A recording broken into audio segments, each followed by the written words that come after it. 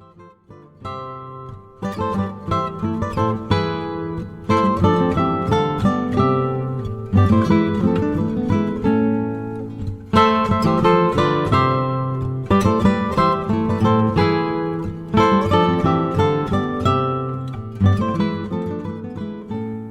Tudor History and Travel Show is a podcast that brings Tudor history to life by exploring Tudor places and artefacts in the flesh. You will be travelling through time with Sarah Morris, the Tudor travel guide, uncovering the stories behind some of the most amazing Tudor locations and objects in the UK.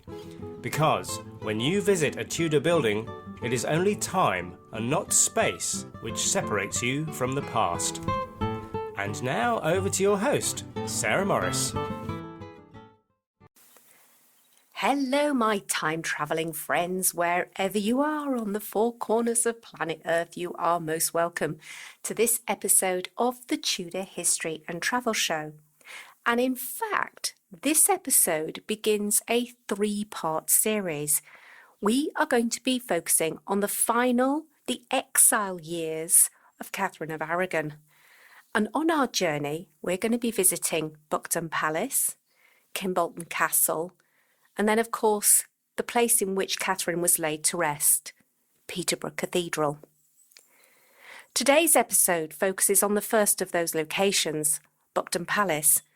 But before we go over and join our expert guide for the day, there are just a couple of short announcements and things I'd like to say.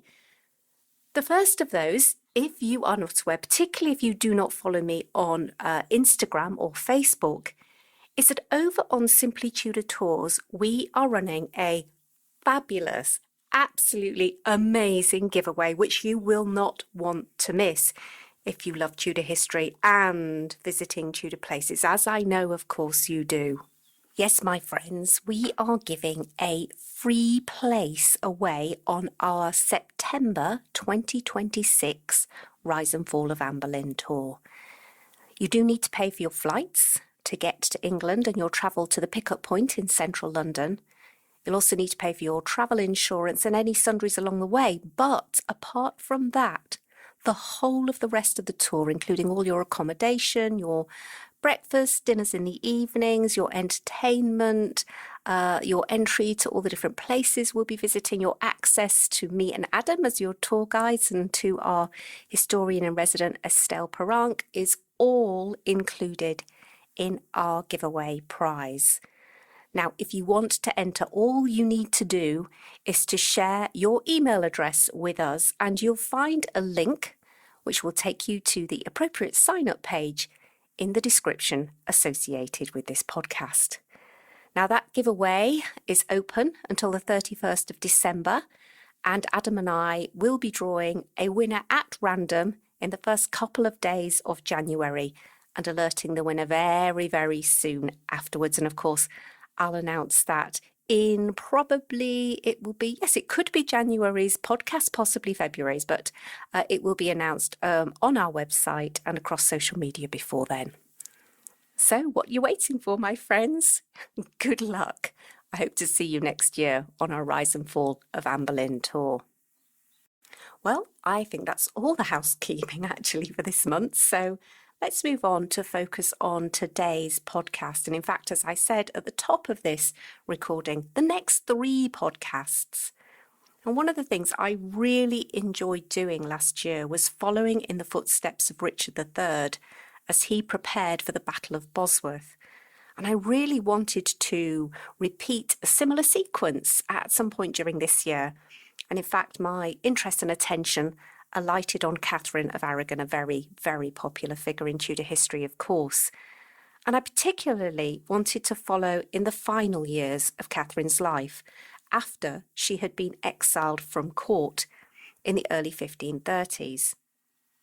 We know that Catherine was lodged in three main locations following that exile: Buckton Palace in Cambridgeshire, then Kim Bolton Castle, similarly in Cambridgeshire, and then following her death there on the 7th of January 1536, we finally will travel to the place of Catherine's interment, which of course is the glorious Peterborough Cathedral. in each episode, you'll be meeting with me and an expert guide on location. As ever, we will explore the history of the location, particularly how that played out during Catherine's time, what the buildings look like, some of the events that took place there, and of course, information on how you can visit for yourself. Today marks the first of those locations, Buckingham Palace. Then, in early January, on the anniversary of Catherine's death, I'll be publishing the episode associated with her death. That's, of course, Kim Bolton Castle. And then later on in the month, on the anniversary of her internment at Peterborough, I'll be posting that final episode that was recorded on location earlier this year. So it's time, as ever, to buckle up. Let's get time travelling over to our very first location in Catherine's story, where, oh my goodness, so much drama played out. It's a place that you can still visit today, and that makes it very special indeed. And so, my friends, as ever, let's go straight over and visit the glorious Buckton Palace and our expert guide today, Frances Farmer. Welcome, dear listeners, to Buckden Towers in Cambridgeshire, in the 16th century, actually known as Buckden Palace. And I'm here as part of a 3-part series which focuses on the final few years of the life of Catherine of Aragon after she had been cruelly exiled from court by Henry VIII in 1531. The first place, of course, is here in Bucton, and then from there we'll be going in subsequent episodes to Kim Bolton Castle, and then, of course, following Catherine's death, she was finally interred at Peterborough Cathedral, and that, my friends, is where we will end our sequence. But as I said, we are here today to focus on the first of these venues, and that is Buckden Towers. So as usual, dear friends, of course, we will be joined by an expert on site at each of the locations we will be visiting, and I'm delighted to introduce our first guest today, Frances Farmer. Hello. Hello, Sarah. Lovely to meet you. Thank you for having us and being our guide here today. It's a pleasure. Now, do you want to just tell us a little bit about yourself, who you are, and what do you do here? That would be lovely. Well, I'm a member of the Friends of Buckden Towers, and that was started to help with the restoration and preservation of the entire site. And we fundraise mainly so we can carry out restoration projects. We often work in collaboration with the owners, the Claretian missionaries. And this year we're very much focusing on lots of repointing and sorting out of some of the walls. I'm also a voluntary guide, and there are 9 of us, and we do tours for people and try to extend people's knowledge about the history and show our love of the place. Lovely, excellent. So we're in very capable hands today. Thank you so much. So let's get our sort of bearings first of all. Where is Buckden Towers? I mentioned Cambridgeshire, but for those people, and there are many people who are tuning in from all over the world who might not be so familiar with UK geography, can you give us a sense of where we are and maybe what some of the nearby major towns or cities might be? Yes, well, Buckden, or Bugden as it was known in the 16th century, is about 60 miles north of London on the A1, or the Great North Road, and it's about 25 miles west of Cambridge. And I'm glad you mentioned the Great North Road, because that's actually very important in terms of the reason, I think, why this building was here in the first place.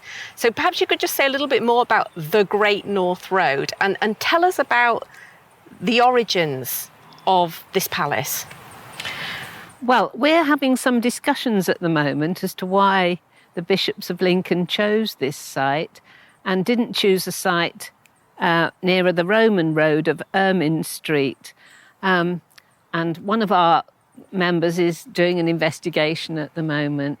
So, because Ermine Street was the original road and the Great North Road was the secondary road. But anyway, the bishops of Lincoln chose Buckden, and in Doomsday, it records that they have a manor in Bucton here, and that's in 1086. Yeah, right, okay. And of course, I mean, I think we should say that people like the bishops have made bishops of Lincoln and so on and so forth in the medieval period had a really important role to play at court, and they were forever commuting, to use a modern word, commuting between their bishopric and London. And there were often a series of palaces located along the way. You see that, for example, in Kent with the Archbishop of Canterbury, with his chain of palaces going out from Lambeth Palace down towards Canterbury. So it's the same here with the Bishop of Lincoln. Yes, bishops were extremely powerful. They had the ear of the king. And the bishopric of Lincoln was huge. It stretched at that time from Lincoln all the way to Dorchester-on-Thames. So they had to have places to stay on their journeys throughout their diocese. Yes, and and we should remind people also that they were considered like princes of the church, weren't Absolutely. they? So they had that same wealth and status, and therefore were able to afford to build beautiful buildings like this. Now today, the main A1, as we call it, you can kind of we can hear the buzz in the background. But I presume the Great North Road, as it was, literally went past the gatehouse, which is just over here to our left. So maybe I should try and describe, or maybe you would like to give a go at describing what we can see right adjacent to the road. Right, so we have the outer gatehouse here. This was built in the 1480s by Russell, Bishop Russell, and it's a fine example of early English brickwork. Bricks are smaller then than they are now, and it's got some patterns where they used, I understand, burnt bricks they used to make the patterns with.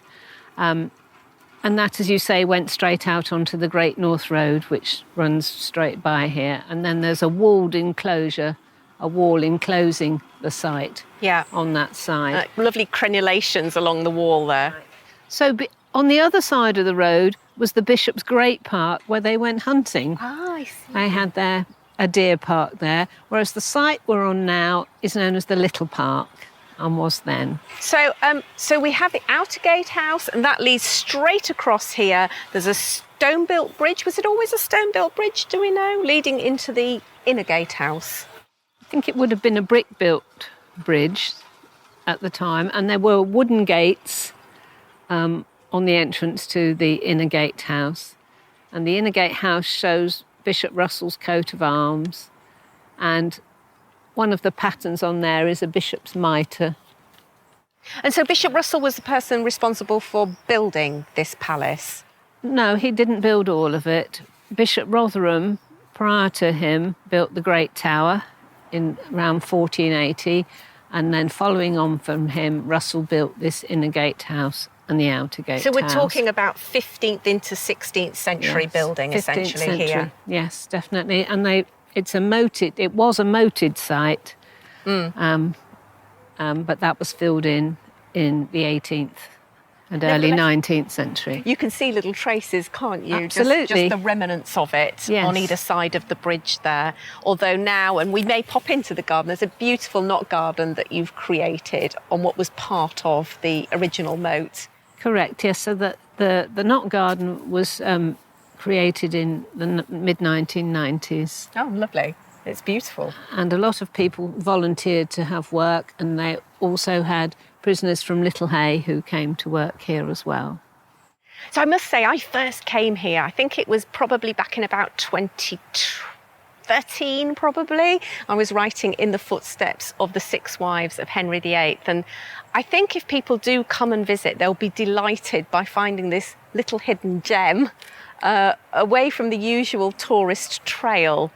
And looking at it here, it's everything you'd want to see, isn't it, from a sort of a medieval Tudor building. Perhaps, again, you could have a go at trying to describe a little bit more about this range in front of us. Yes, well, it is a very picturesque Tudor building indeed. And there were apartments here, and this gatehouse that we see here extended further to the west and there was a bakery and a dairy on site as well, and they had a brewery as well in this building. On the west end of this building, that's been rebuilt in the early 20th century because a lot of it tumbled down. So it's much shorter than it would have been, and in fact much shorter than the building Catherine would have seen as she came across this very drawbridge. Absolutely, it would have continued further round. She would have seen a bowling green here when she crossed. Onto our right-hand side here, Yes, on the grass, which is a that's green right. now. Oh, the bowling, how lovely. Yes, bishops needed to be entertained. They did, didn't they? They enjoyed life as much as any secular person did. That's right, bowling, hunting. Yeah, indeed. OK, well, let's take a walk across. So we are now walking across the bridge that originally spanned the moat. And maybe I should just say a few words. I talked at the top about Catherine being exiled from court in 1531. And when she was exiled from court, she was originally sent to the moor in Hertfordshire, which had been one of Wolsey's properties, and then on to Amt Hill. And then sometime in the summer, certainly by the 16th of July of 1533, she had left Amt Hill and she came here to Buckden. And now we are standing directly under the inner gatehouse. And I wanted to pause here, Francis, because although we are talking about Catherine and her time here specifically, I do notice that on the wall you have a kind of an information pack which gives a little plan of the palace, but also the historical residents and visitors. And there are a number of very, very famous people who have been here. And maybe I could just read them. We've got, you mentioned Thomas Rotherham, who was responsible. Bishop, yes, and built the tower. John Russell, who you said extended it. What about Richard III? What was he? Do we know what he was doing? 1484, the year before the Battle of Bosworth. Was he on progress? He was coming from Cambridge to Nottingham. Right. And so he might have just stayed here overnight. Yeah, an overnight stop. Yeah. And then we have Margaret Beaufort, who was here in 1501. Quite an important year for the Tudors. That was the year, of course, that Prince Arthur married Catherine of Aragon. And Thomas Wolsey, was he also on his travails around the country?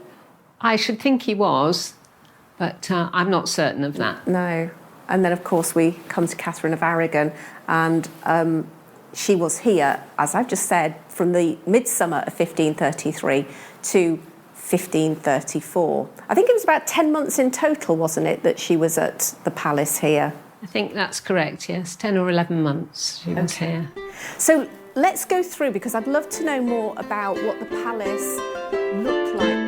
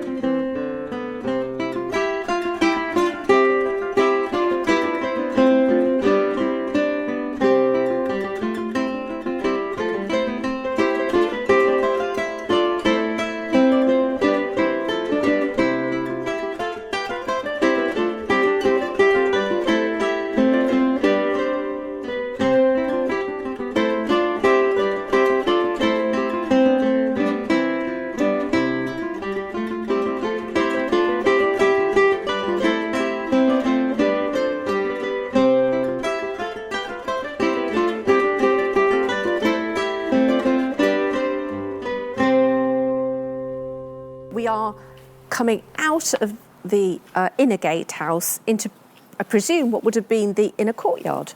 This would have been the inner courtyard, and Catherine would have entered through the gatehouse, and she would have seen a great hall, and she would have seen a great chamber, which is no longer here, which would have adjoined the great tower. And what we've got today, essentially, is to our right, the most dramatic building is, as you've just said, the Great Tower, which is, 3 stories high? Four stories. 4 stories high. And then you also have a piece of crenulated wall that connects the tower with the gatehouse range, which, as you've pointed out, is built from beautiful Tudor brick with a lovely diapering pattern and all the kind of features you would hope to see in a medieval and Tudor brick building.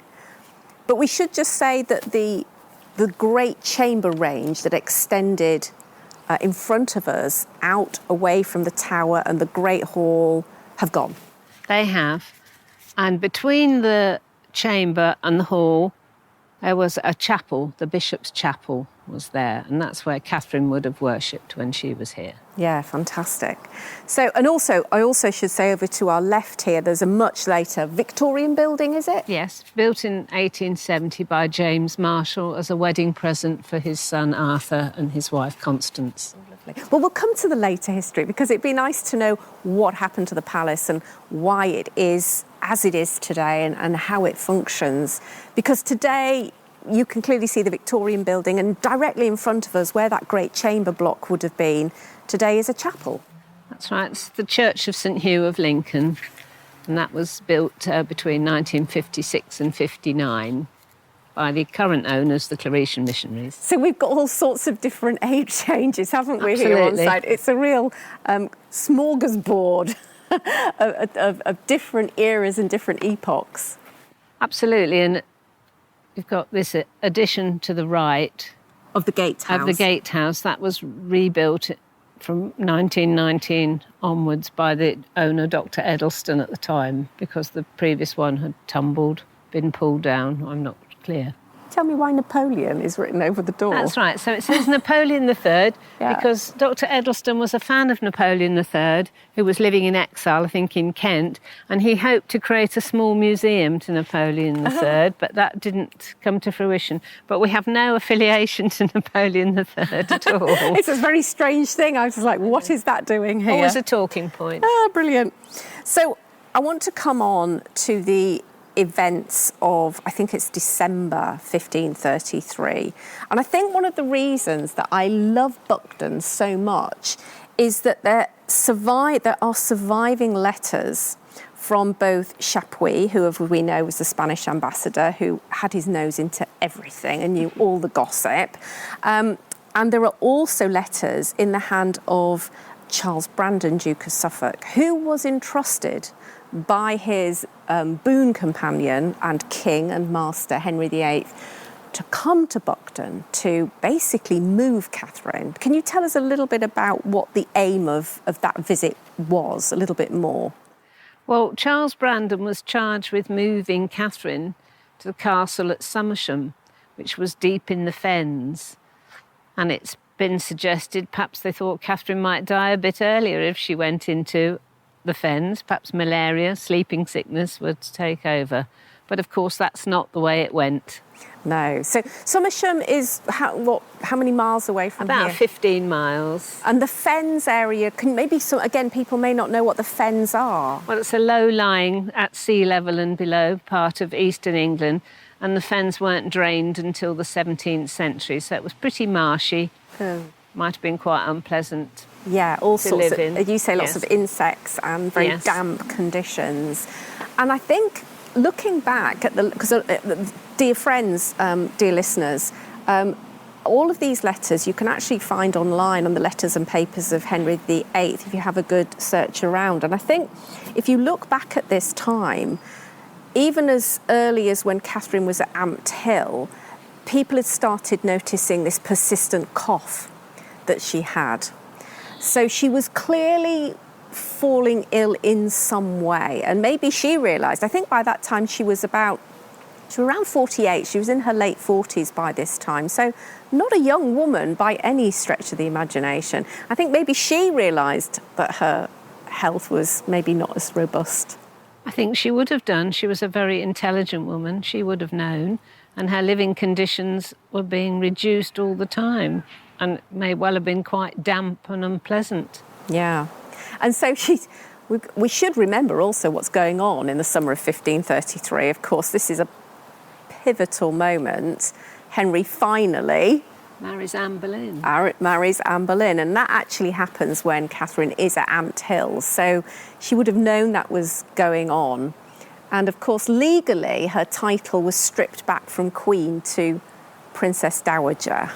Which she never took on board. No. And I think I'm right in saying that was part of Charles's mission when he was sent here, was not only to move her to Somersham, but to make her accept her title. Well, okay, so here we go. So I'm going to, I have a few excerpts from the letters that I've brought along with me because I thought it would be nice to read out for our visitors, our listeners, sorry, I should say. I wish they were visitors. I wish you were all here with me. But anyway, here we go. We'll see what we've done. And this is part of a letter described by Chapuis. It's a letter dated the 23rd of December, 1533. And he states exactly that the Duke has been, and I quote, commissioned to bring the Queen by force to a house surrounded with deep water and marshes, which is the most unhealthy and pestilent house in England. Chapuis clearly had some very clear ideas about this. Sounds very unpleasant. Indeed, indeed. And so we have Charles Brandon. We can imagine him galloping across the bridge here and into the courtyard. Catherine very well aware of her visitors. And I think what also happens next is a series of encounters. Can you perhaps tell us a little bit about maybe the first of those that happens, I think, in the Great Chamber here? Well, Catherine was never going to accept the title Dowager Princess. She always affirmed, up until her death, that she was Catherine, Queen of England. So she would not have wanted to engage at all with Charles Brandon. And we believe she locked herself in her rooms and refused to go anywhere. She absolutely did. And we're going to be able to go and actually stand, we think, and we can have a little bit of a debate about that, if you like, about whether this was the very chamber or not. And I've got some quotes here that perhaps are worthy of reading out, if I may. I think they were here for a few days, the commission. I would imagine they would have been, but they were not a large party. No, indeed. And again, we have Chapuis telling us who was here. He talks about the said commissioners, who were, of course, Charles Brandon, Duke of Suffolk. We've also got Sussex, Sir William Paulet, I assume, and Sampson. I'm not sure who Sampson is. I'd have to go back and look that up. But they were here 6 days. So this is all... It's a long time. It's quite a while, and over the Christmas period. So poor Catherine, she's getting bullied and harassed at one of the holiest times of the year. Suffolk was under a lot of pressure to make his mission successful and to move her and weigh her down, but she would not be moved. We're just walking here towards the chapel, but originally there was a range of buildings in front of us extending out from the Great Tower. Correct, next to them, 2 stories, I think, and with a chapel next to them and then a great hall on our left. Right, and today we have the chapel, the modern chapel, the 20th century chapel right in front of us. But there is one record of one of the first encounters between Charles and Catherine taking place in her great chamber. So the great chamber would be like a presence chamber where audiences were held. Right, so I wonder if that's the room in which we now call the King's Room in the Great Tower, because we know that the bishops met people there. Yeah, I mean, it's interesting, isn't it? Because that could well be the place. I mean, that's one of the riddles with this building.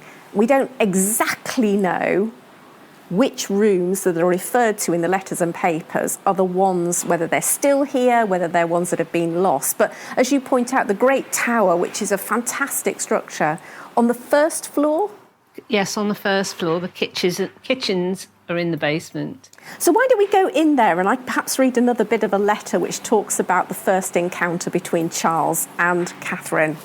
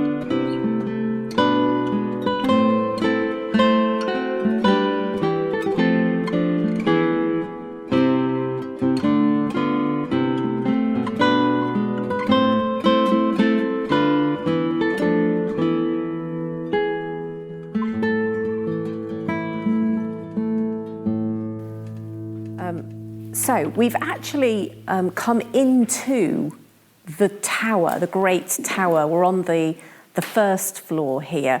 So where are we exactly? Can you describe what this room was all about in the 16th century? Well, this is where the bishops would have met their important visitors, and it still retains its 15th century fireplace. And we think that this room was attached by a short spiral staircase to the great chamber. Right. And then the bishop would have had his rooms up above this on the second and third floor. Okay, which we'll visit in a moment, won't we? Yes, we can. Lovely, okay. So as I said, it's a little bit difficult to pull the story apart and to know, because obviously names of rooms change. It's possible, maybe, that what I'm about to read took place here in this room, although it does specifically in Charles Brandon's letter talk about the Great Chamber, so it could be a room, a space which has unfortunately been lost to time. But I'm going to read, if I may, a letter written by Charles Brandon on the 19th of December. He'd already had an audience with Catherine. In fact, he wanted to have a private audience with Catherine, but she was having absolutely none of it. She said to him, whatever you've got to say, you're going to say it in front of my household. I guess so there were witnesses. Absolutely. And he wrote to the king, I think, quite diplomatically about what had happened, but then he wrote more bluntly to the Duke of Norfolk and to Cromwell about what exactly had happened in the Great Chamber at Buckden. And he said, she protested with open voice that she was your queen and would rather be hewn in pieces than depart from this assertion. She refuses the name of Princess Dowager and resists her removal to Somersham because of her health. And for all the persuasions that could be made by us or Lord Mountjoy or Dimmock, her almoner, who urge her to remove, however she might order herself in her cause, she refuses to take any person into her service sworn to her as Princess Dowager. So there were quite a lot of her servants dismissed at this point, I understand.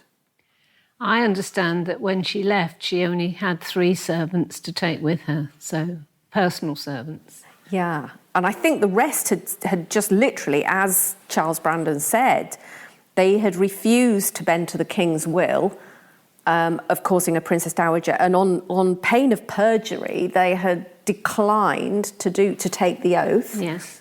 And so they were, I think there's actually a quote by, that's right, a quote by Chapuis. They were driven away with great harshness. I'm sure they were, because we know later on that wages weren't always paid to her other servants that were owing to them.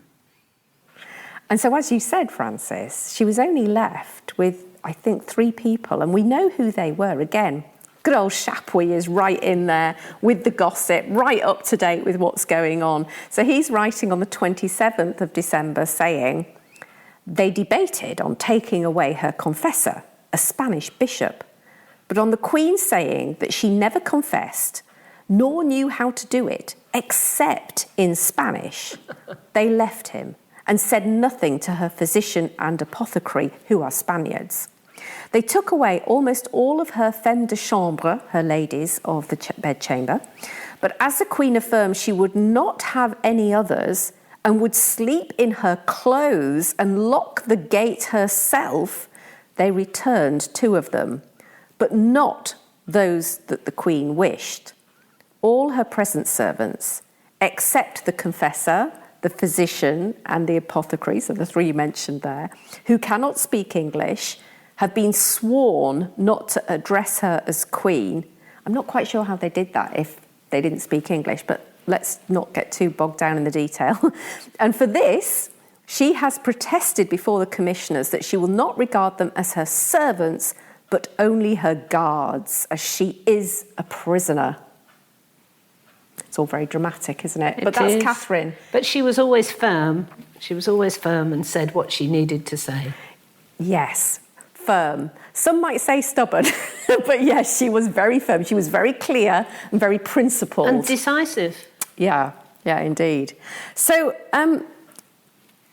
obviously this first encounter with Charles Brandon failed miserably. She didn't budge an inch. But they had their orders to take her to Somersham. Yes, but no amount of persuasion by Charles Brandon was going to move Catherine. No. She'd shown us in the past that she was resolute in her belief and her thinking. And so we then come to perhaps, I mean, in a way it's slightly comical, but I'm sure it wasn't for Catherine at the time. This is kind of the final showdown between Catherine and Suffolk, who is trying to get her to move to Somersham. And we have this letter that tells us of her, I think you mentioned it earlier, Francis, about her locking herself in her bedroom. Well, we understood that she locked herself in her private chambers, and we have to remember that it was a difficult job for Suffolk, although loyal to Henry. He was also sympathetic to Catherine. He was. So I think it was very difficult for him. And we'll go upstairs in a second, if we may, and sort of go to where we think those chambers might be. But before we go, you were telling me off mic about a really interesting story. We're looking back in the room. There's a lovely, there's some beautiful beams up there, aren't there, on the ceiling? Correct. So we know from a drawing from the mid-19th century, there was a medieval boss where the beams meet. There were 2, in fact, but they are lost. And I believe they were found in a wood pile in the adjacent parish church of St Mary's in the 1980s. And unfortunately, one was stolen, but the other one is kept in the treasury in St Mary's. Is it in quite good condition? It is, yes. Is it? Oh, how wonderful. That's lovely. I have a photograph I could perhaps send. That would be lovely. And it's a good time for me to remind folk, as ever, that there will be a show notes page associated with this podcast. I already have a blog on Buckingham Palace. I wrote that a few years ago, dear listeners. And actually, a lot of the letters and things that I'm quoting here, you will find on that blog post. But we'll also update the blog post to include some pictures of today. And yes, it would be lovely to have that. And a photo of the boss. Yeah, yes. That would be great. So one of the things we know is that this final encounter that I talk about took place in her chambers. So may we go upstairs and perhaps yes, let's see if we can investigate. So we're going up we're leaving the great chamber. We're going up a beautiful, it's in the side turret. It's a spiral staircase. And we should pause here so we can see this bricked up door, which we think led to the chambers. The great chamber, Yes. But as you've been speaking, I wonder if this room behind us was called the Great Chamber then. It could have been. It could have been, and this is what can be confusing because obviously names of rooms change over time. But there definitely is a bricked up doorway, and there was a range there, and you've shown me. In fact, we'll try and include this in the show notes page. We've got a couple of old etchings that show Buckingham Palace before that particular range was demolished. And who knows, there could have been a large chamber in there that was considered the Great Chamber. And so I always like to think that perhaps Catherine ran to here, and that's when she locked herself in. Okay, yeah, difficult to know whether it might not have been that way. It might have been the other way. Or she may have just come up these stairs to the privy chamber above, which would have been her bedchamber. The bishop's rooms were upstairs. That's right. And as you said, they would have been given to Catherine. Yes, so we should note that whenever royalty visited any home, really, the most luxurious, high-status suite was always given to the king or the queen or the most high-status visitor. So we've got this wonderful original banister here, which Catherine might have... Isn't it gorgeous? Have touched. This is a stone. It's stone. It's literally almost kind of carved, set into the wall, and clearly many hands have run as Along we are it, now. It's very tactile, isn't it? Absolutely. And I think she did. I think she ran her hand up these railings. So otherwise, she may have come to this room, this chamber, and locked this great door. Right. Let's go in now. So we've come up to is this the top floor? No. Oh no, there's one more above us. But this was the original bishop's private rooms. Private rooms are up here and on the floor above. And today, of course, it's much modernised. All those medieval Tudor interiors have gone. It clearly was a dormitory at some stage because there's lots of... It is a dormitory now. It's a dormitory now. And we'll come on to why it's a dormitory towards the end. But...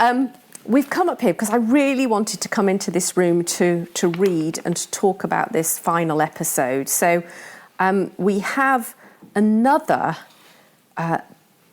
snippet of a letter here, and it's a ferocious counter between the Duke of Suffolk because it comes to the final day and Catherine's still intransigent and, as you said, refusing to move.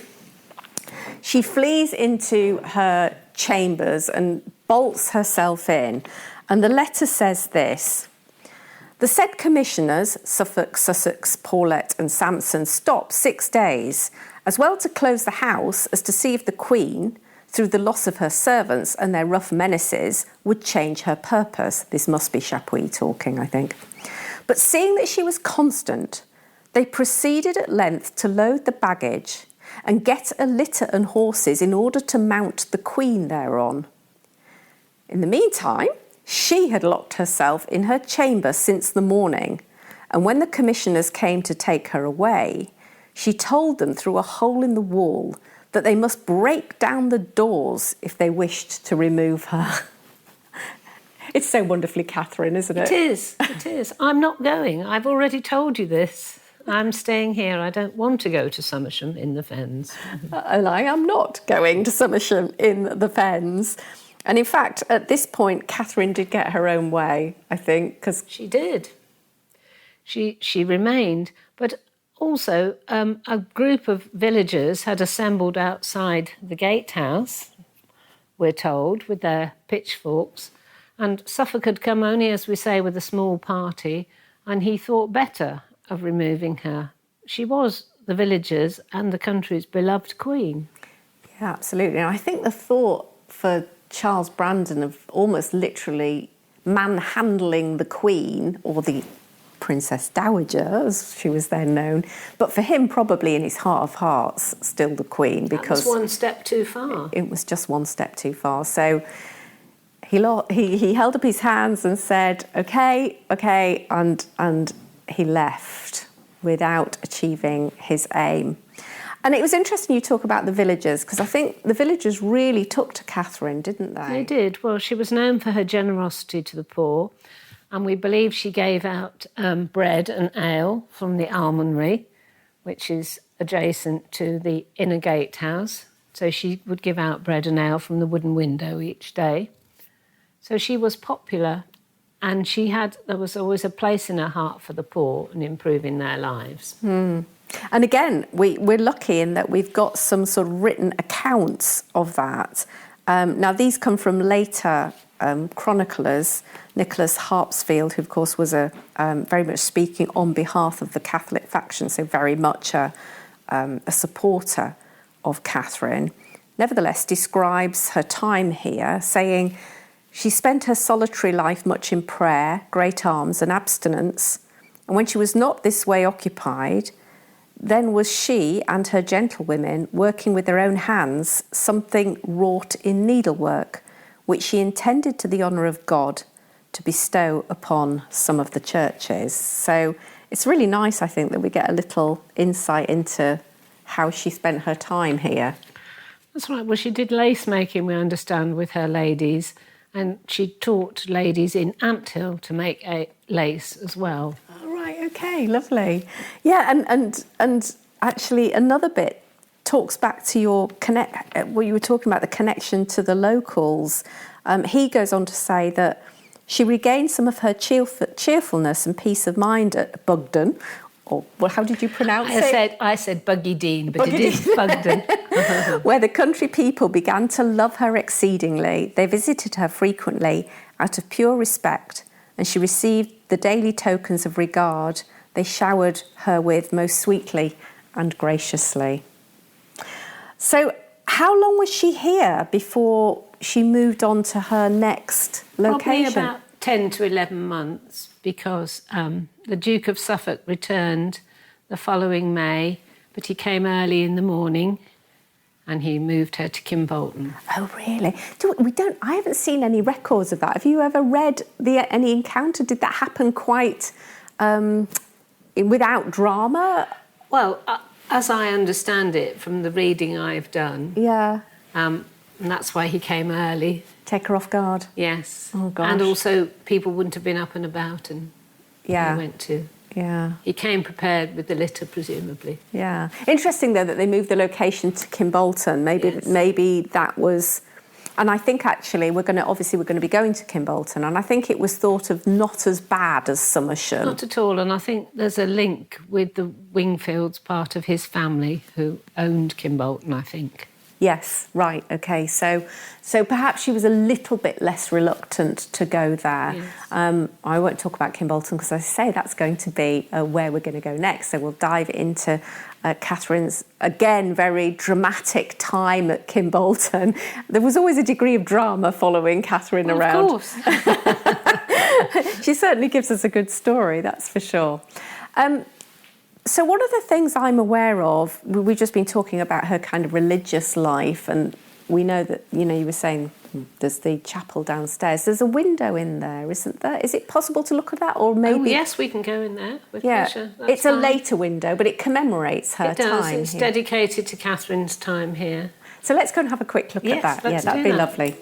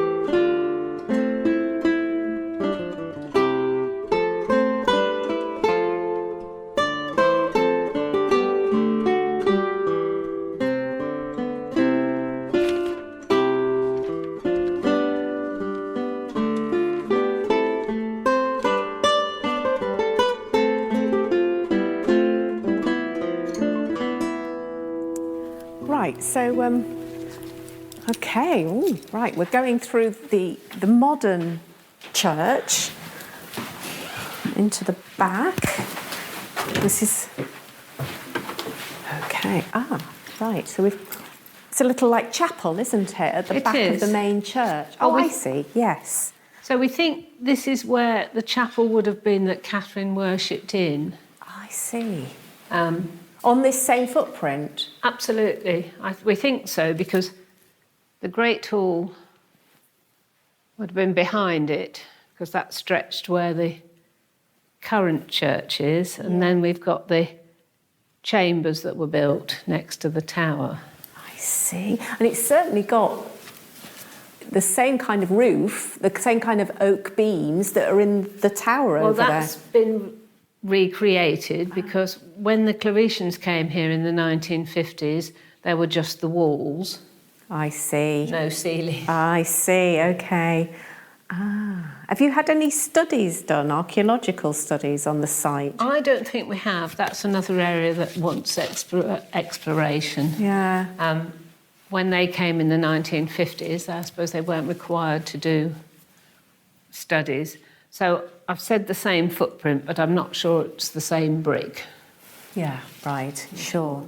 And so now we are, one side of the chapel is illuminated by a window with Catherine clearly at the centre. So just describe what we're seeing here, Frances, if you could. So it's 3 panes, and in the middle pane we have Catherine of Aragon, and above her, her symbol, the pomegranate, obviously a symbol of fertility, which of course is very difficult for Catherine. Her and then we've losses. And then we've got the coat of arms of Catherine, mixture of England's coat of arms and castles from Castile. Yeah. And the stripes from Aragon. And then certain scenes from her life, a picture with her as she was a Renaissance scholar with Thomas More, Henry's Chancellor, and she was also friends with Erasmus, but he's not shown on this window. And then she was a frequent visitor to Walsingham, Marian's shrine in England, and she would have gone there, I'm sure, to pray devoutly for the birth of a son. And she went there after her army's success in Scotland, when she was left as regent. At Flodden. That's right. Yeah. When she was left as regent. So obviously powerful and well-respected lady. And then she's shown when Suffolk came in the bottom left pane, refusing to swear the oath of succession. And on the right pane, at the bottom, we have Charles Brandon, Duke of Suffolk, looking out and seeing the villagers who had come to protest at the idea of him taking Catherine away to Somersham. So he thought better of it, and he came back in 1534 in May. Lovely. And we should say, I mean, this is a modern window, isn't it? When was this put Created in the 1990s by Paul Quayle, a well-known stained glass artist. Yeah. It's lovely that that was done. Now, I think perhaps we're getting towards the end of our story, but I always like to finish by talking about what happened. Obviously, Catherine leaves, she's taken to Kim Bolton, but the story of Buckton goes on, and it's an interesting one. So maybe we could just go to, I'd love to go into the Knot Garden, actually, and just take in a beautiful view of the palace, because it's very photogenic from that spot. Anybody who's been following the Tudor Travel Guide for a long time will know that I used the picture from that spot in the Knot Garden as a banner on my YouTube and on my website for a long, long time, because it's so, for me, it sort of captures the spirit of the Tudor period. But then maybe we can go there and talk about what happened to Bucton and how it lovely. What it is today. Okay, let's go.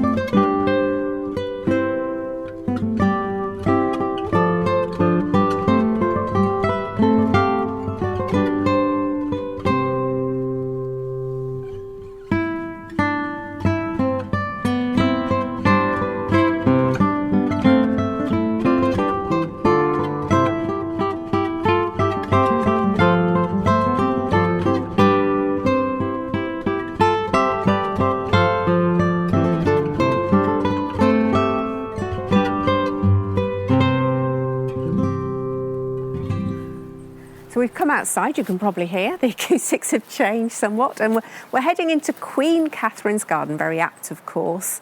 Can you tell us a little bit about the history of the garden? Yeah, so a gentleman called William Dawson came to create this knot garden in Tudor style in the 1990s.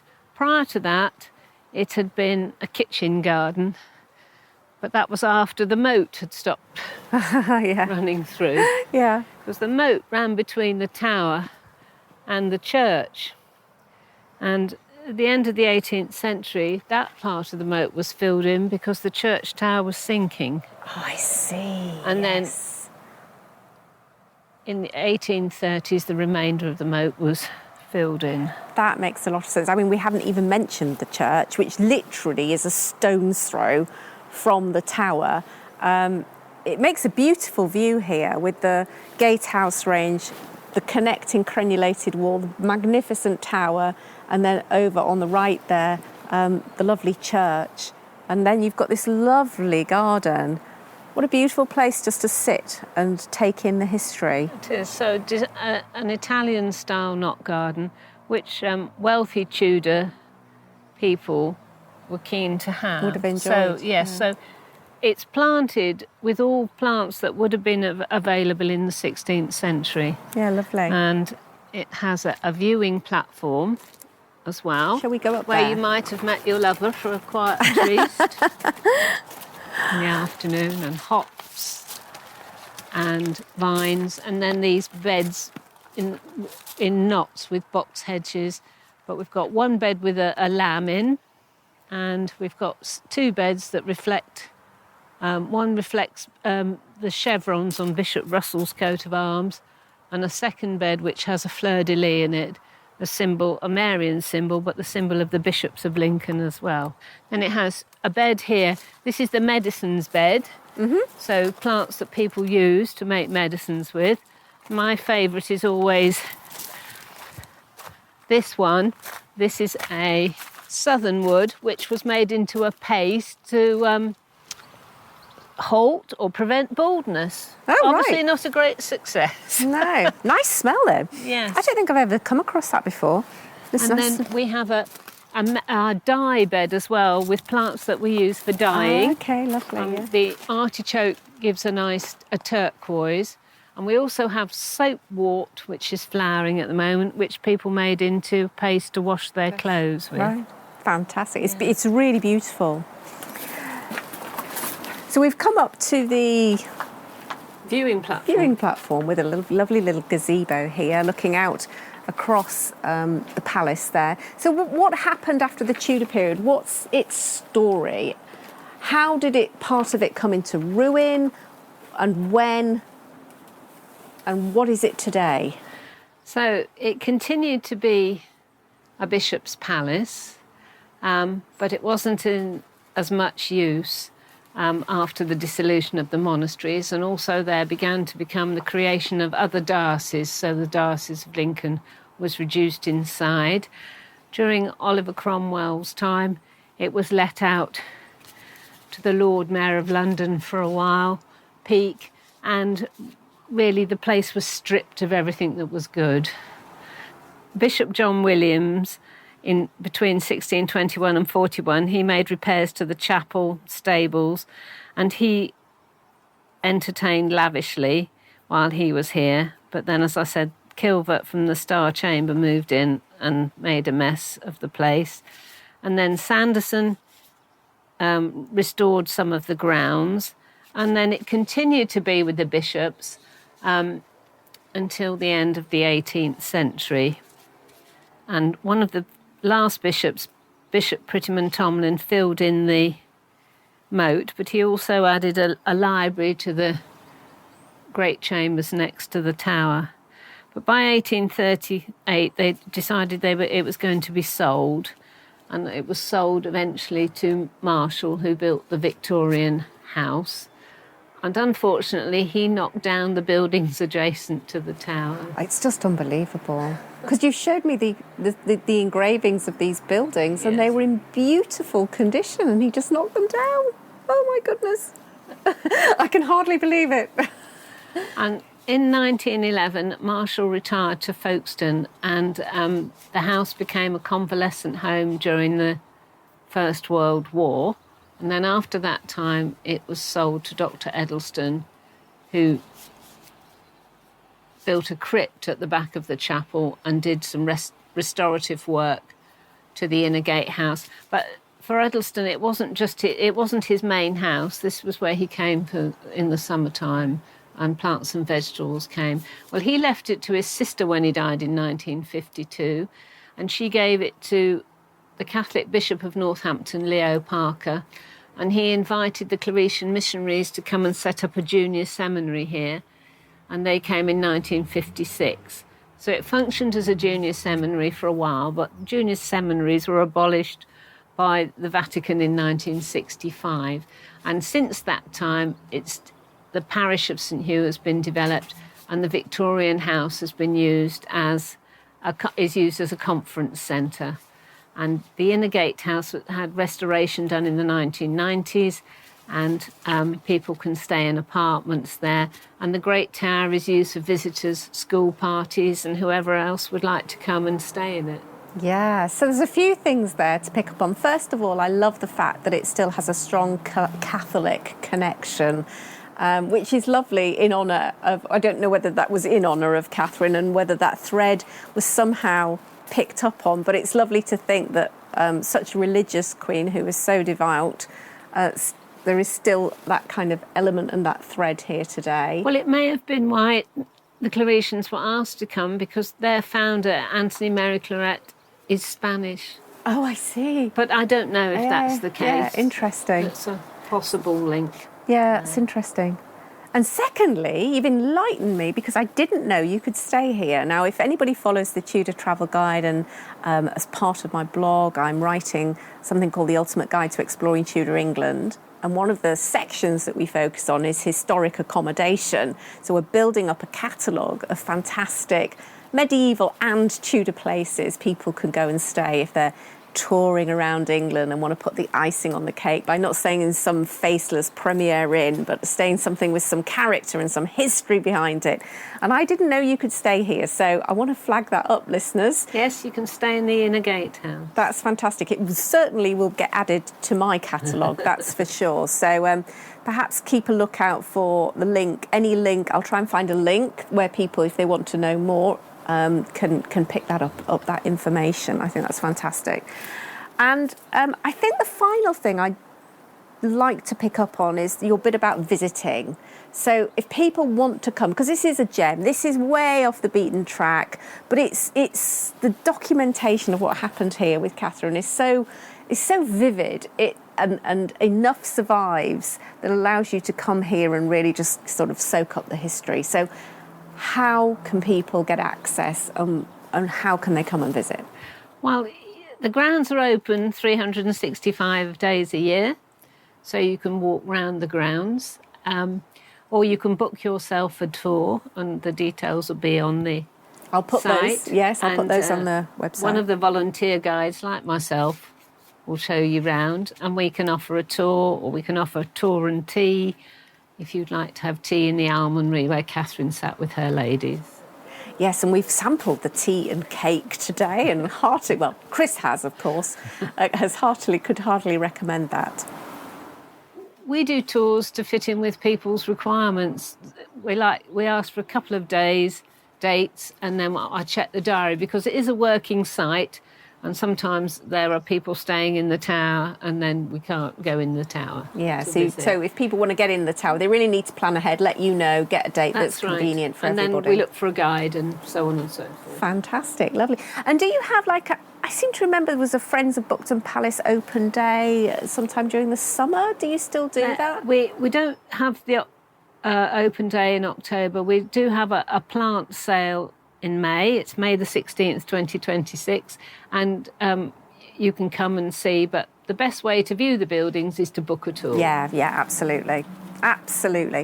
Okay, well, I think that brings us to the end of our tour of the first location in our series that focuses on the final few years of Catherine of Aragon's life. So it's a massive thank you to you, Frances, for being our guide today. Thank you. Well, thank you for coming. It's been really interesting. Yeah, we've got a few questions, haven't we, about Absolutely. which rooms were what and are they still here? But that's the fun of history, isn't it, I think? Absolutely. Yeah. Thanks very much. No, thank you. Well, that's a huge thank you from me, of course, to Frances Farmer. Do check out the website associated with the Friends of Buckton Towers, or Palace as I prefer to call it, and see what events they've got going on there. And as I say, perhaps you'll be able to arrange your own guided tour of the palace. Woo, well, it is, of course, the end of the year, which means we have done another 12 months of podcast recording. I'm busy trying to sort out our agenda from February onwards, when I think, since I have now moved to Wales, there may be a particular Welsh influence and, of course, a little bit of a focus on Henry VII. Of course, it won't all be Wales focused. There'll be other places on the agenda for you to enjoy, so stay tuned and let's see what unfolds in 2026. So finally, all I wanted to say for those of you who tune in regularly is a huge thank you for being part of our journey this year, for virtually accompanying me on our Tudor road trips around the UK. I hope that you have enjoyed listening to them as much as we have enjoyed recording them, and I look forward to many, many more adventures ahead. So all I need to say now, of course, is a very Merry Christmas to you all and a very happy, prosperous and healthy New Year, and I'll see you on the other side.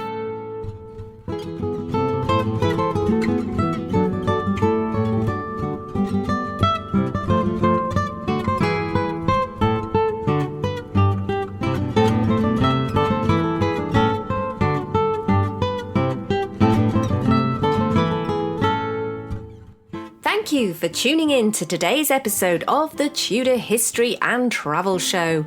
If you've loved the show, please take a moment to subscribe, like and rate this podcast so that we can spread the Tudor love.